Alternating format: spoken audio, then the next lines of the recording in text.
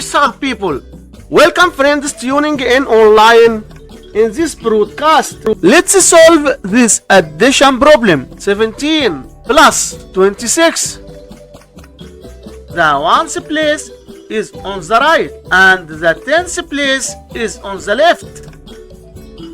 We start solving the addition equation by adding the numbers in the ones place. 7 plus 6 equals 13. In the number 13, there are 3 ones, right? 3 in the ones place. The number in the tens place is called the carry. We carry the 1 over to the tens place and write it above the 1 like this. Now we add the numbers in the tens place. 1 plus 1 equals 2. We need to add 2 more, which gives us 4, right? 4 in the tens place. So 17 plus 26 equals 43. And this is our final answer to this problem. Thanks for watching. Don't forget to subscribe for more content.